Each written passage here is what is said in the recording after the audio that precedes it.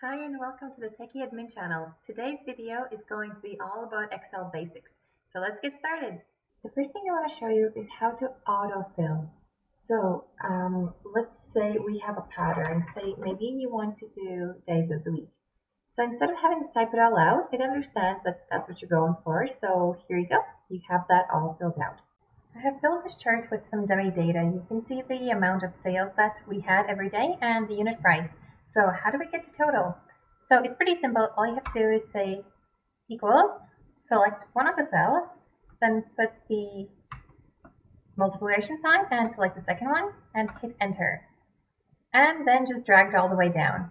Now in this case, you'll notice that it's just showing a bunch of these signs because it just doesn't fit in the cell. So all you have to do is double click.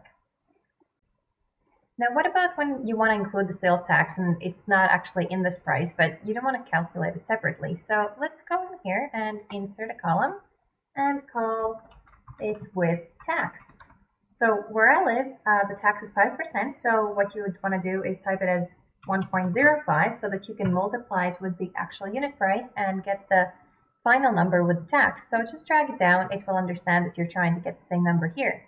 So there's a really neat function you can do. So if you take all of this and press Ctrl+C for copy, then go over here and under paste, you'll see this little arrow. So click on that and go to paste special. And then one of the options in here is called multiply. So I'm going to select that and hit OK. And now it has done the math for me. So it has calculated 1.05 times the unit price to get the final number here. What you'll also notice is that these numbers didn't change. So Excel kind of remembers what you were calculating, not necessarily just based on where it was located. So it's not like it was the cell to the left and then the other one. It was sort of the logic of it. You know, like you were calculating the sales and the unit price column. So if you click in here, it will still show that you're calculating this number and this number. But now in this case, you may want to actually change the unit price number to the with tax number. So all you have to do is just delete this and select this one instead, hit enter. And then once again, take the little corner over here and drag it all the way down.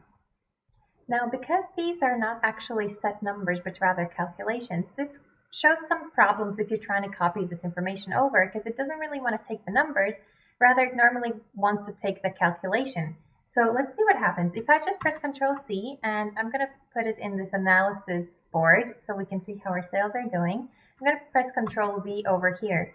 And what you'll see is that it basically broke all the math because it doesn't have the same numbers to calculate it from. But once again, if you just press the Control button over here, you can go into something called values and number formatting as a paste option. And let's just double click here. And in that case, it takes the actual number values along with the formatting of the $sign rather than trying to bring the math along. So same thing over here. Let's just go back into this other sheet for different dates.